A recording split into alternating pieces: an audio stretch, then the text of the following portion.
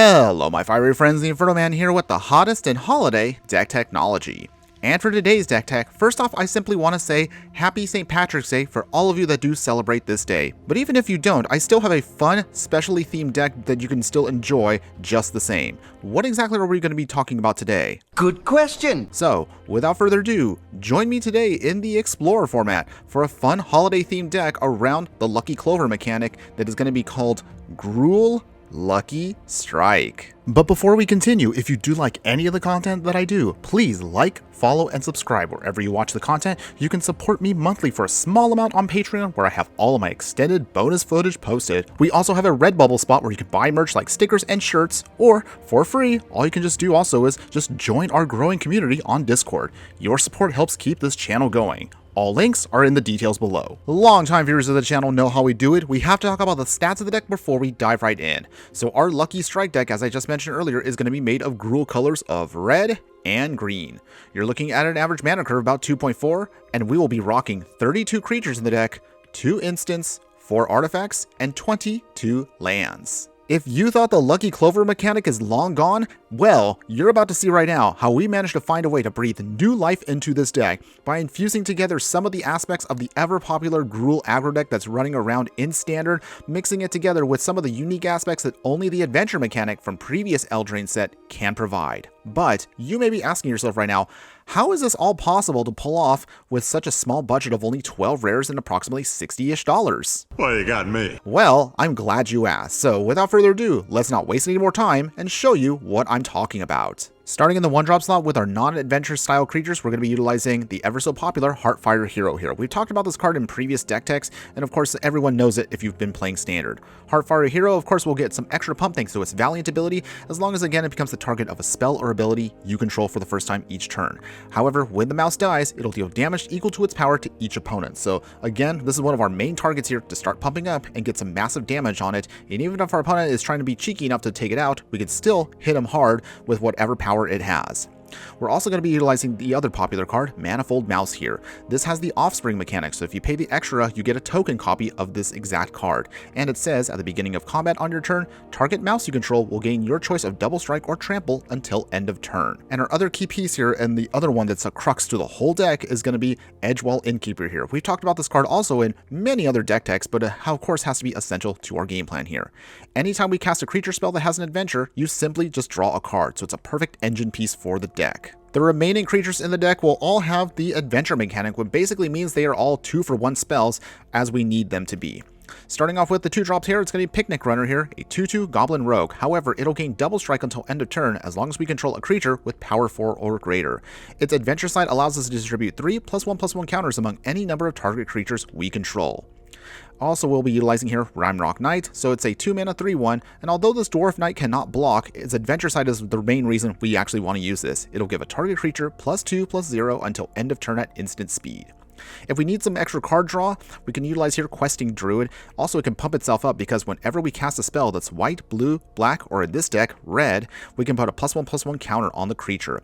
Its adventure side allows us to then exile the top 2 cards of our library, and until the end of our next turn, we can play those cards. However, we may need some pseudo ramp and spot removal, so this is where our final 2 creatures come into play. Bone Crusher Giant here, which I absolutely love, is going to be a 4/3 giant that reads, whenever this creature becomes the target of a spell, it'll deal 2 damage to that spell's controller. Keep in mind this also may hurt us too if we target ourselves, so be mindful of that. But the real reason you want it is the Stomp ability here for 2 mana at instant speed. Damage will not be preventable, and also the Stomp will deal 2 damage to any target. And then to wrap up our whole game plan here, and although it does look a little expensive, hear me out for a second here. Beanstalk Giant is a great plan B to the deck because it reads, as a giant, it'll gain power and toughness equal to the number of lands we control. But the real reason you want to utilize this card initially is for its sorcery speed adventure side, allowing us to dig through our library for a basic land card and put it onto the battlefield. Keep in mind, it's not going to be tapped, so we can keep ramping out very quickly with this card, and you will have a giant if you will. That'll provide for us a major creature in case if anything else falls apart with our plan. For the non-creature, non-adventure spells, we'll have 2 copies here of Felonious Rage here. This card allows us, of course, to give one of our creatures +2/+0 and haste until end of turn. So we can haste out maybe a big giant and put, again, additional pressure on our opponent to ensure we can put some damage down. If our opponent, however, manages to kill the creature, we can still create a 2/2 white and blue detective creature token, so it's a little less painful if our creature does get destroyed. However, the whole crux to this whole deck and the main reason we're putting it all together is going to be Lucky Clover. If you haven't played for this card at all, hold out for 1 second here because I'll explain how it all works. Lucky Clover, as you can see right here, is a 2-mana artifact that reads, whenever you cast an adventure, instant, or sorcery spell, copy it. You may choose new targets for the copy. That alone, again, I'm going to reiterate, is the main reason why this, of course, separates us from usual Gruul aggro decks that are currently running around in the format. By being able to double, sometimes even tripling up our spells here, we can then put down a ton of maybe extra lands. You could do a bunch of extra spot removal, or sometimes hit something multiple times to remove it completely, or maybe say you can pump up a creature with a lot of abilities here, maybe on our Heartfire hero, or maybe even on a Bone Crusher giant, to then hopefully smash our opponent and get that lucky strike victory that we're hoping to achieve. As far as your mana base is concerned, it's going to be as simple as can be, also because we want to try to maximize the value that Beanstalk can provide by pulling out basic lands, so we're going to stick to 8 mountains, 6 forests, 4 game trails. As a quick reminder again, this is an uncommon in Arena, but in actual paper it is going to cost you some rares, but they are pretty cheap by the way. And to round out for our fetch land here, it's going to be Cabaretti Courtyard. If you want to take this into best of 3, here's what I would recommend for you for the sideboard. For Monstrous Rage, this is going to be an amazing pump card here because it gives one of your creatures +2/+0, and it also gives them a monster roll token, so technically it's going to be +3/+1 until end of turn with Trample. We'll also utilize hard-hitting questions here. Ideally, this is going to be your spot removal that scales up very well in the mid to late game as you get more and more lands out to, again, maybe get one of your Beanstalk Giants to do a hard hit against any one of our opponent's creatures. If we want some artifact and enchantment hate, we'll utilize Haywire Might here. You'll sacrifice it and you can exile a non-creature artifact or non-creature enchantment. An extra copy of Felonious Rage here if we just want to focus a little bit more on being super fast and super aggressive. Some Reckless Rage will give us an instant speed spot removal. This will also scale up pretty well with our giants, so this is why we want to utilize this card. And also to protect anything we have Tamiyo Safekeeping, because this can give us hexproof and indestructible to any one of our permanents and help us gain 2 life for stabilization. Now in terms of tips and strategy I can give you to get the most value out of the deck, here's mostly what it comes down to. In the early part of the game, you want to ideally have your Heartfire hero out as soon as possible, or Edgewall Innkeeper. If you have a Lucky Clover in hand as well, this is an extra bonus, and ideally this should be out by turn 2, but the sooner you can get it out, the better for your deck regardless.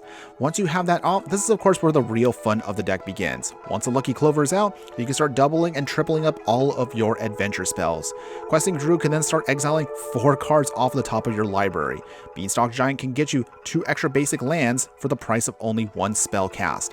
You'll be able to start punching above your weight limit with Bone Crusher Giant's ability by doing 2, 4, sometimes even 6 extra damage to 1 simple creature, which is going to be great for you as you should be able to then overwhelm your opponent with the amount of value the deck can provide. Since our deck is primarily an adventure deck with a lot of pump and abilities, we should be able to have no problem outdoing our opponent with the amount of value, whether you have a Lucky Clover out or not. Although the Lucky Clover is the biggest advantage your deck has by being able to double, even triple up sometimes your spells, it's also the biggest weakness to your deck because we rely a lot on ensuring that card stays on the battlefield. So if your opponent has Artifact Hate, you're gonna feel sad because you will not get the value you want to hopefully get out of this deck. Or even worse, if your opponent has counter spells or exile mechanics, then your deck is going to feel very sad because your cards will not get a chance to shine. It's going to feel really terrible if any one of your adventures that you're trying to cast gets counterspelled, because it's going to feel like you're losing 2 cards for the price of eating that 1 counterspell off of them. And of course, the other major weakness of the deck is discard. While many decks of course don't want to deal with discard in general, discard feels definitely worse in an adventure deck because just like a counterspell, it's going to feel like losing 2 cards at the cost of one of your opponent's discard spells. But even with all that said, the deck still has enough diversity in it in the main part of it where you can still be super aggro if you need to in the early part of the game, provide a bunch of extra value in the mid to late game, and you have a ton of extra big creatures that should be able to overwhelm whatever your opponent may throw at you. Now, with all that out of the way, if you do like what this deck is trying to do and maybe you're a fan of this mechanic, as always, just like our other deck techs out there, I will show you on screen right now a couple of quick snapshots of various adventure decks we have done throughout the course of this channel. So be sure to click on any one of those links that have been scattered throughout the video and you'll be able to see what else Adventures is fully capable of. And with that all out of the way, here are my final thoughts that I want to give on the deck. Initially, this deck was just conceived as just a fun theme deck for the holiday, but as I started developing it more and more, I started to realize that Lucky Clover and Edgewell Innkeeper still have more than enough value and power behind it, thanks to the Wilds of Eldraine that came out just last year, and with a mix and match of brand new cards that we got from Bloomborough and from other sets, we definitely still have a way to breathe new life into this deck and provide maybe an alternative to the aggro decks that are currently out in the format. So to put it another way, if you're a fan of the adventure mechanic, if you're a fan of doubling and tripling up your spells, and if you're a fan of the kind of deck where you can be super aggro very quickly in the early game, or a deck that's diverse enough to then be able to then hold itself until the mid to late game, then I would definitely say, give this deck a try. And I assure you, when you manage to then outdo your other opponent's aggro decks out there with the amount of value this deck can have, you're going to have a lot of fun doing so, and you'll be very surprised at how you can still pull it off on the budget we showed off today. And whether you play this for the holiday or any other day of the year, you will definitely not be disappointed. That's all I have for you today. Thanks again for watching, everyone. And just remember that no matter what you do play in the game of life, always be sure to burn bright. Later.